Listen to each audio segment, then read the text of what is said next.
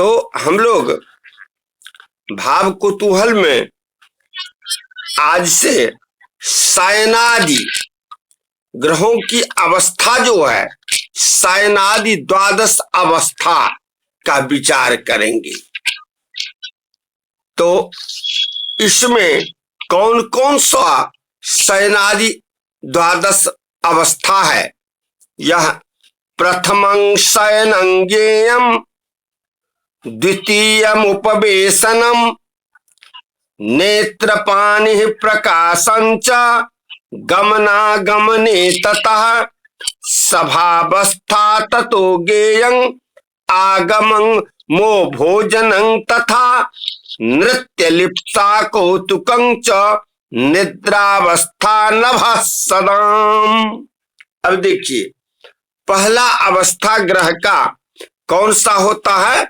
तो शयनम, प्रथमं शयनम, ग्रहों की अवस्था शयन, दूसरा उपवेशन, तीसरा नेत्रपाणी, चौथा प्रकाश, पांचवा गमन, छठा आगमन, सातवां सभा, आठवां आगम, नौवां भोजन, दसवां नृत्य लिप्सा, 11वां कौतुक और 12वां निद्रा। ये ग्रहों के 12 अवस्थाओं के नाम हैं। कौन कौन? तो प्रथमं शयनं ज्ञेयं, पहला जो है शयनावस्था है। फिर कहते हैं द्वितीयम् उपवेशनम, और दूसरा अवस्था उपवेशन है। फिर कहते हैं नेत्रपाणि प्रकाशंच, फिर तीसरा अवस्था नेत्रपाणि, चौथा जो है प्रकाशावस्था, और पांचवा गमनावस्था, और फिर छठा आगमन अवस्था। ततः फिर उसके बाद सभा अवस्था, आगम अवस्था, भोजन अवस्था, नृत्य लिप्सा अवस्था, कौतुक अवस्था और निद्रा अवस्था। ये 12 ग्रहों के अवस्था है। तो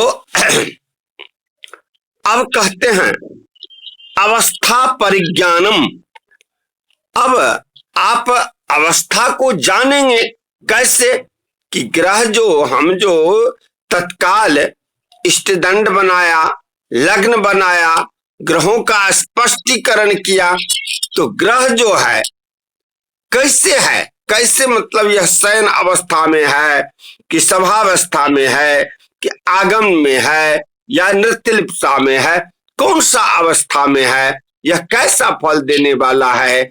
इसलिए इसके जानने के लिए आपको जीवनाथ शर्मा जी कहते हैं ग्रहर्क्ष संख्या खगमा गमान निघ्नि, अर्थात खेटांश संख्या गुणिता ग्रहाणाम निजेष्ट जन्मर्क्ष तनु प्रमाणेर जुतार्कतस्ता शयनाद्यवस्था।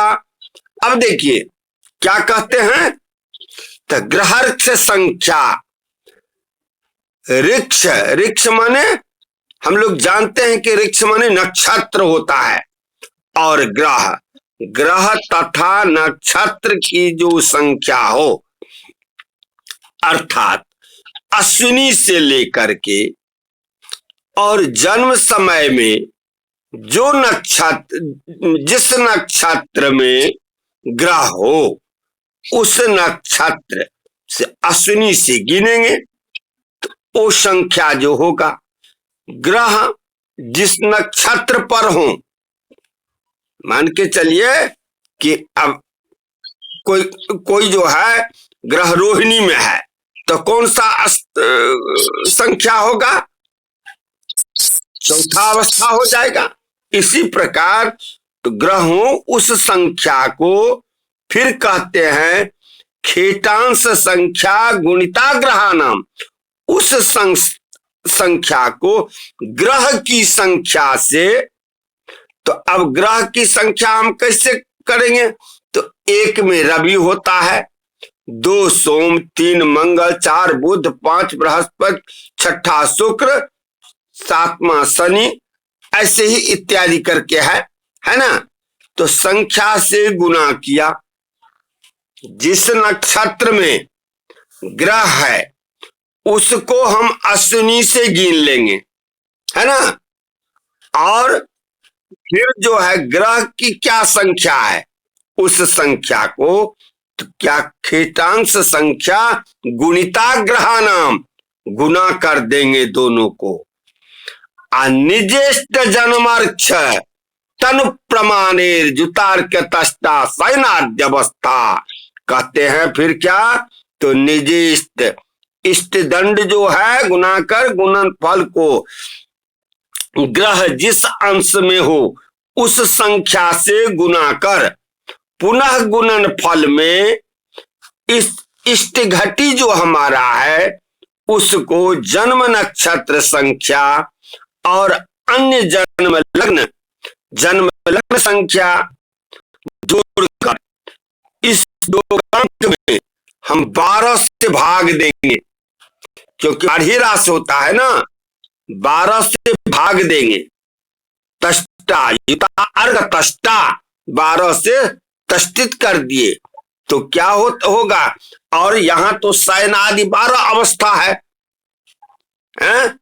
तो यह शयनादि 12 अवस्था है तो 12 से भाग दिए, देने पर जो शेष अंक हो वही ग्रहों की शयनादि अवस्था जानना चाहिए।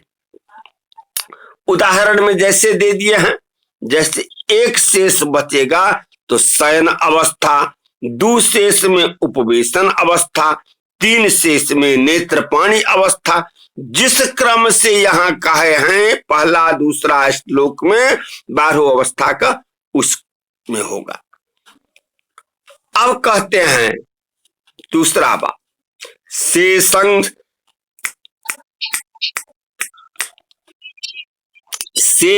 शेषहतं स्वरांक सहितं तष्टं पुनर्भानुना संक्षेपं गुण शेषितं खलु भवे दृष्टयाद्यवस्था त्रिधा पंच द्विगुणाक्षरामगुण वेदाक्षेम क्षेपकांका रवे प्राचीनैर्जवनादिभिः समुदितास्तेभि निबद्धा मया। अब कहते हैं उक्त प्रकार से जो शेष आता है उस अंक को उसी अंक से गुना करे। यानी कि यदि अगर 5 शेष बचा तो 5 से उसको गुना कर दिए, यानी 5 का वर्ग। तो 5 का यदि वर्ग करिएगा तो कितना होगा 25। तो शेषं शेषहतम उसको वर्ग कर दिया और उसमें जो भी स्वर होगा वह स्वरांक सहितम तष्टं पुनर्भानुना वह स्वरांक जोड़कर 12 से भाग करे। 12 से हम भाग देंगे, फिर शेष में ग्रहों का क्षेपकांक जोड़ देंगे तो पश्चात द्विगुणाक्षरा मगुण वेदा क्षेपकांका रवे है। तो क्या होगा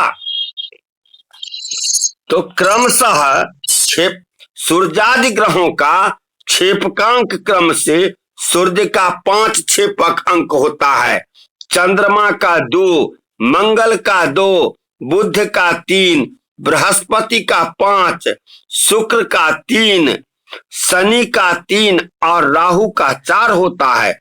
इस क्षेपकांक को प्राचीन जवनाचार्यों ने प्राचीनेर जवनादिभिः समुदितास्तेभिः निबद्धा मया जवनाचार्यों ने कहा है वही इस ग्रंथ में लिखा गया है, अर्थात ये उक्त उपपत्तिहीन है। अब कहते हैं देखिए स्वरांक भी दे दिए हैं, जैसे अ का एक अ क छ ड ध भ व, इसका संख्या 1 है।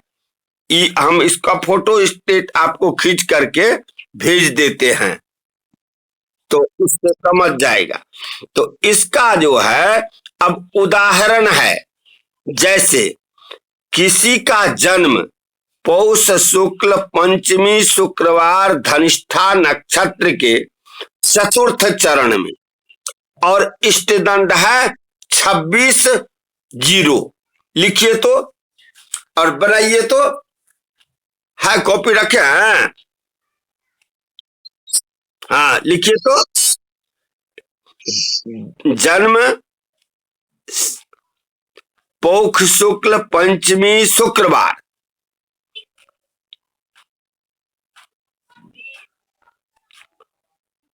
जन्म नक्षत्र धनिष्ठा नक्षत्र के चतुर्थ चरण,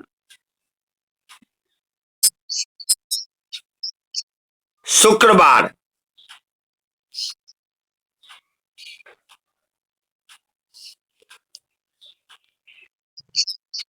धनिष्ठा के चतुर्थ चरण,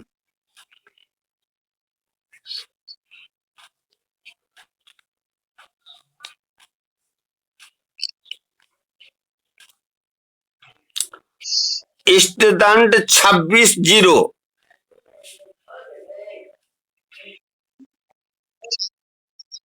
लग्न मिथुन,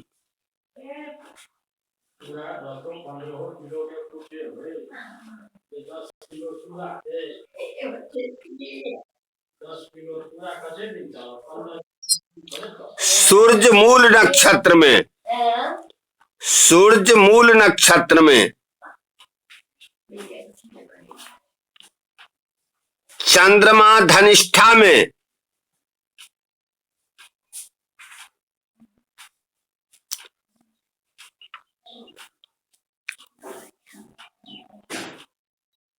मंगल श्रवणा में,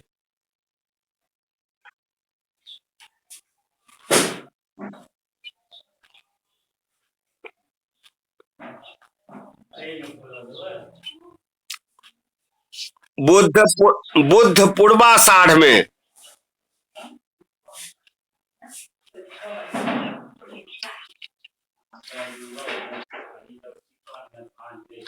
बृहस्पति आर्द्रा में,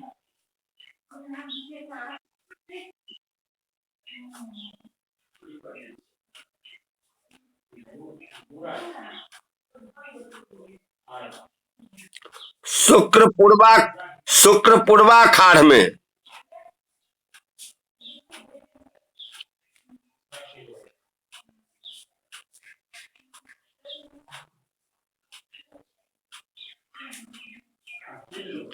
शनि मूल में,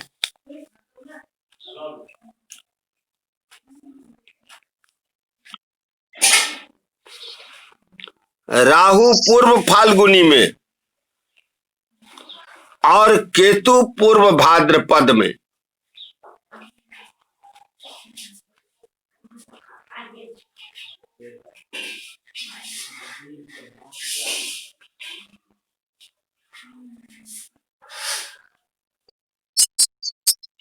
पूर्व भाद्रपद में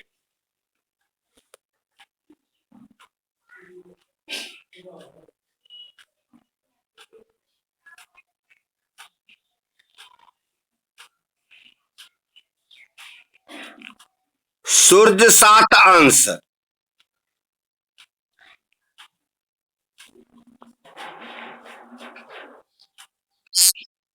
चंद्रमा 4 अंश। अंश लिखने की जरूरत नहीं है, उस पर अंश का चिन्ह दे दीजिए।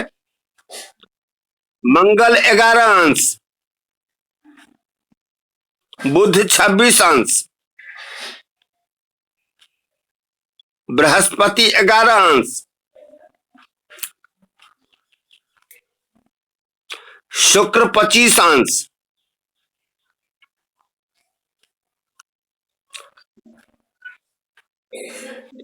शनि 7 अंश,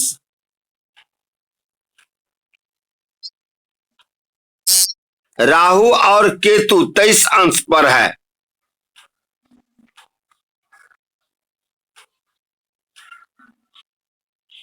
अब देखिए, अब नंबर 1 में सूर्य हैं, तो सूर्य किस नक्षत्र में है? मूल नक्षत्र में। तो अश्विनी से गिरने पर मूल नक्षत्र को जो है वह कितना हो जाएगा?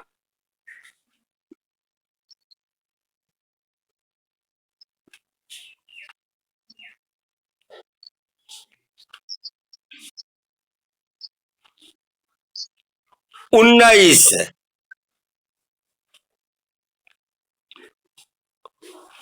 उन्नीस।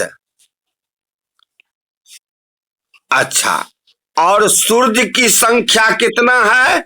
ग्रह की संख्या 1। तो दूसरा श्लोक में क्या कहा है? ग्रहर्क्ष संख्या, अर्थात अश्विन्यादि से नक्षत्र पर जितने पर हो उसकी संख्या और ग्रह की संख्या। तो ग्रह की संख्या सूर्य की 1 है, तो हम 1 में यदि 19 का गुण को गुना करेंगे तो कितना होगा? 19 हुआ। अब इसको सूर्य के अंश कितना है? 7। अब अंश से गुना कर दीजिए, 19 गुने 7, तो 19 सते 3300,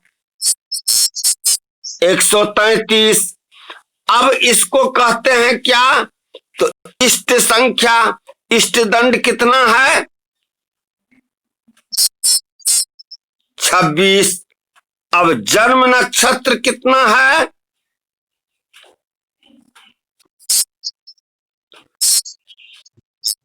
जन्म नक्षत्र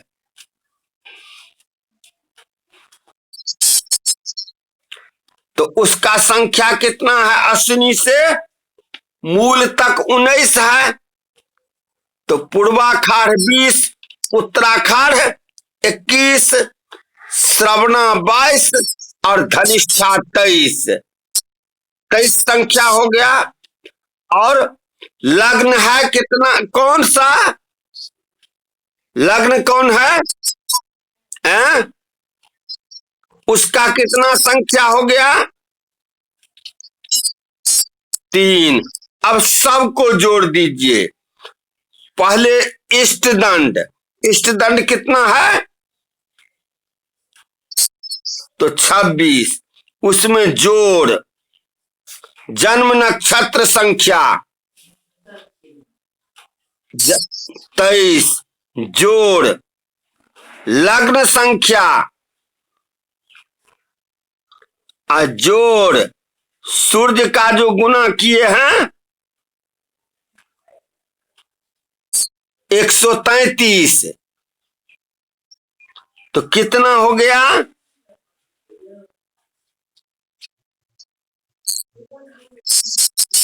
185।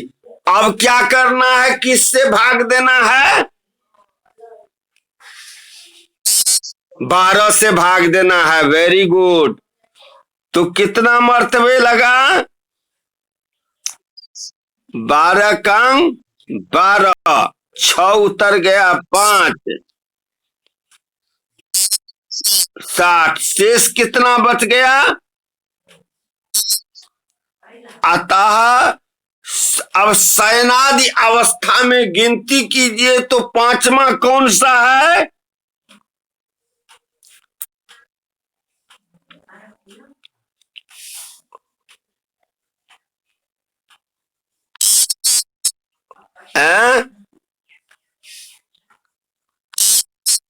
आगम कहाँ है? इसमें प्रथमं शयनम ज्ञेयम, द्वितीय उपवेशनम, दूसरा उपवेशन, तीसरा नेत्र पानी, चौथा प्रकाश और 5वां गमन। तो गमनावस्था न हो गया।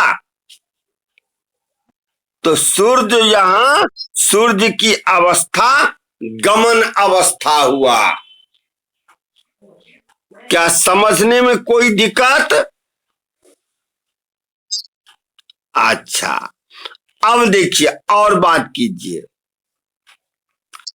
पुनः उसका जो है, आप धनिष्ठा नक्षत्र में जन्म हुआ है, हैं? तो प्रसिद्ध नाम उसका गुणानंद है। प्रसिद्ध नाम गुणानंद है।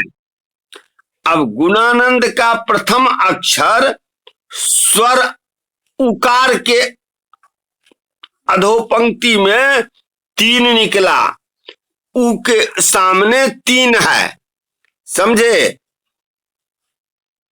वो हम फोटो कर भेज देंगे तब होगा, आप अपना बना लीजिएगा। तो 3 बचा। अब स्वर उकार के अधो पंक्ति में 3 शेष बचा, ऊ का, औ का 1, ई का 2 और ऊ का 3 होता है। तो ऊ का 3 शेषं शेष हतम इत्यादि लिखा है ना, जो शेष को शेष से यानी 3 है तो 3 से उसको गुना करना है। तो 3 का वर्ग करेंगे तो कितना हो जाएगा 5 शेष आया। हाँ, तो 5 को जो है 5 से गुना करेंगे तो कितना होगा 25 होगा। और गुणानंद का स्वर कितना है, ऊ का स्वर कितना हुआ 25 में 3 जोड़िएगा तो कितना हुआ 28। इसको 12 से भाग देंगे तो शेष कितना बचेगा 4। सूर्य का क्षेपक उसमें जोड़ दीजिए 4 में, तो कितना हो जाएगा, सूर्य का क्षेपक है 5, सूर्य का क्षेपक 5 है, तो 5 और 4 9 जोड़ दीजिए। अब 9 में कितना से भाग दीजिएगा, स्वरांक से भाग दे दीजिए 3 से, तो शेष क्या बचेगा 0। Very good. अतः सूर्य का गमन अवस्था में विचेष्टा अवस्था हुई। इसी प्रकार ग्रहों की अवस्था जाननी चाहिए। अतः सूर्य की अवस्था जो है तो मतलब क्या है, तो गमनावस्था प्रथमं क्या कहते हैं, तो उसमें तो हम निकाले हैं गमन अवस्था। तो गमन अवस्था में जब शेष जो है 0 हमको बचा, तो गमना अवस्था में विचेष्टा अवस्था हुई। इसी प्रकार हम सभी ग्रहों का अवस्था जानेंगे। और इसको जो है हम अपना उदाहरण लेकर के एक अवश्य जो बनाएंगे, समझे ना? हाँ,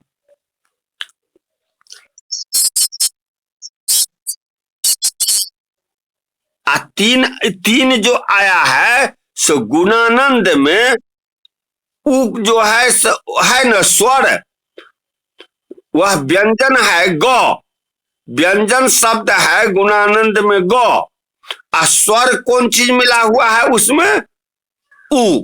तो उ का जो है अ का 1 होता है, ई का 2 होता है, उ का 3 होता है, ए का 4 होता है और ओ का 5 होता है। तो मतलब वही उ का 3 है, समझ गए? नहीं, उसमें जो है उसको हम जोड़े कहाँ, उसको जो है हाँ, तो उसको हम जोड़े और 12 से भाग दिया तो शेष बचा 5। तो शयनादि अवस्था में गमन अवस्था सूर्य की हुई, सूर्य की अवस्था गमन हुई। अब पुनः प्रसिद्ध नाम से गुणानंद प्रथम अक्षर अनुसार स्वर में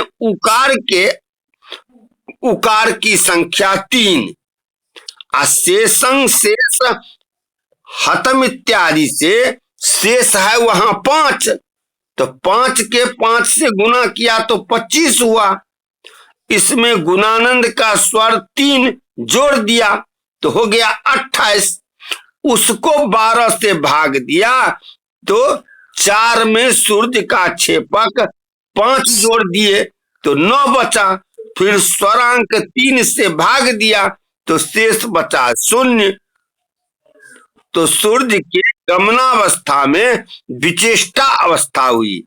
इसी प्रकार सभी ग्रहों की अवस्था जाननी चाहिए। फिर कहते हैं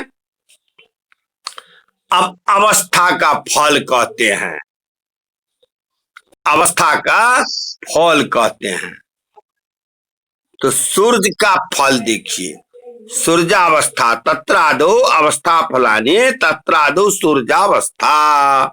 सूर्य के त्रिकोणे वा कर्मण्यपि नयन पानौ दिनमणि फलं सस्तंगेयं मदन सदने नंदन पदे प्रकाशे मारतंडे मृतिपद मपत्यं जनिमतां तथा जायायाति व्यय मदन माने जननी।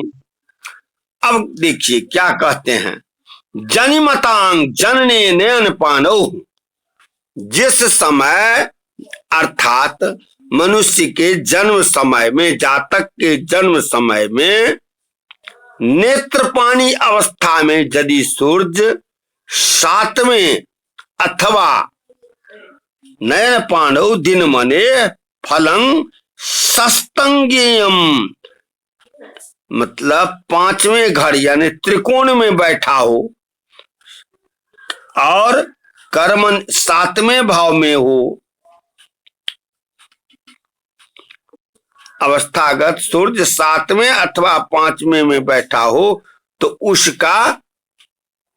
उसको क्या होता है, फलं सस्तंगेयं मदन सदने नंदन पदे। अब कहते हैं क्या कि मतलब उसको यदि अगर सूर्य जो है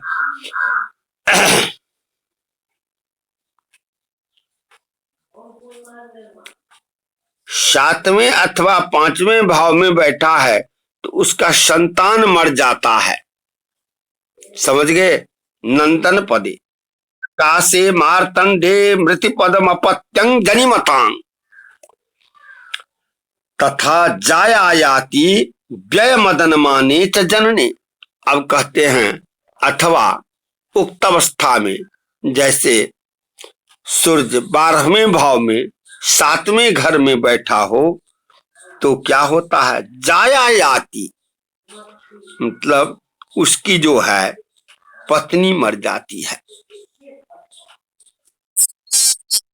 नहीं, 12वीं अवस्था नहीं, त्रिकोणे वा कर्मण्यपि नयन पांडव दिन मने फलं सस्तंगेयम मदन सदने नंदन पदे। यदि अगर त्रिकोण में बैठा हो, कर्म भाव में बैठा हो तो प्रशस्त सस्तगेयम, फल जो है अच्छा होता है। नेत्रपाणी अवस्था में सूर्य यदि दिन मने कर्मण्यपि यानी 10म भाव में भी, कर्मण्यप में 10म भाव में भी अगर बैठा है तो जो है मतलब शुभ कारक है। तथा प्रकाशे मारतंडे मदन सदने, यदि अगर 7वें भाव में बैठा है तो फिर क्या कहते हैं, नंदन पदे, मतलब उसका अपत्यंग मृत्यु पदंग जाति, संतान की मृत्यु हो जाती है यदि 5वें भाव में या 7वें भाव में बैठा हो। यदि 5वें या 7वें भाव में बैठा हो तो उसका संतान मर जाता है। तथा च प्रकाशे मारतंडे व्यय मदन भावे, 7वें भाव में और व्यय भाव में यदि अगर सूर्य बैठा हो तो जाया मृत्यु पदंग जाति, तो जाया मने पत्नी, पत्नी की मृत्यु हो जाती है, समझे। तो मेरे विचार से इतना ही रखिए और इसको बनाना है क्या? हाँ, भेज भेज देते हैं। एक श्लोक और है, पढ़ लीजिए। पुण्य बाधा करह पुण्य भे भोजने कौतुके वरिभे वरिभे वैरिहंता रवि सप्तमे पंचमे तत्र गोबा भवेदंग ना पुत्र लिंग रोग प्रदः।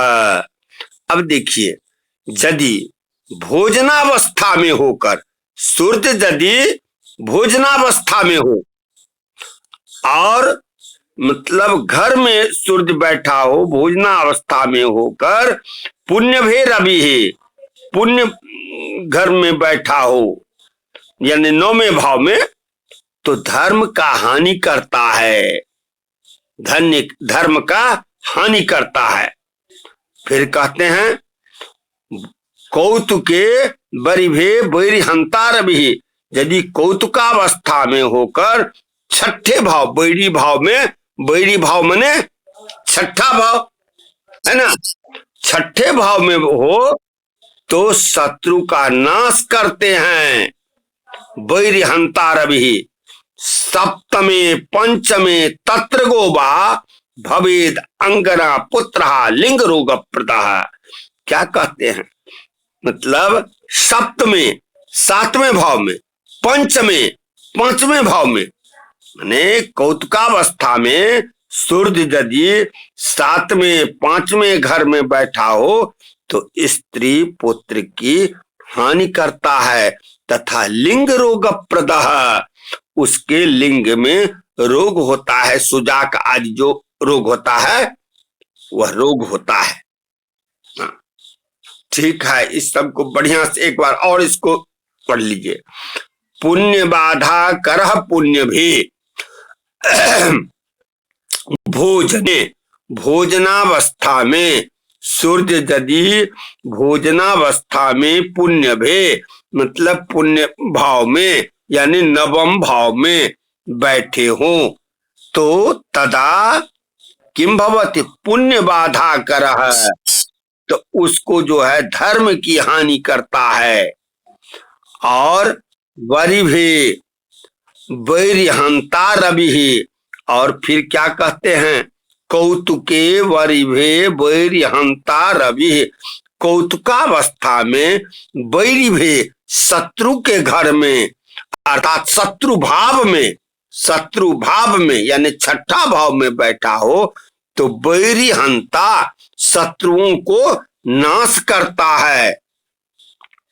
जदा तत्र गह, फिर कहते हैं कौतुकावस्था गता है, यदि अगर कौतुकावस्था में सूर्य सप्तमे पंचमे रवि तथा यदि कौतुकावस्था में 5वें और 7वें भाव में सूर्य बैठा हो तो अंगना पुत्र यानी पति और पुत्र के लिए घातक होता है, उसका पति मर जाती, पत्नी मर जाती है और पुत्र भी मर जाता है।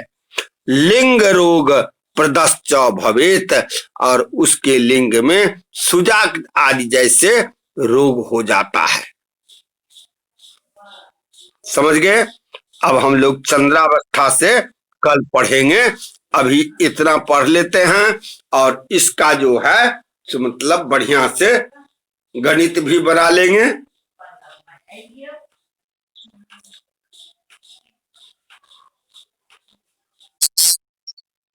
खूब चिरंजीव रहो, खूब मस्त रहो। अब एक फोटो खींच कर हम पठा दिया ना। अच्छा, जय हो जय हो। ठीक है, खूब मस्त रहिए।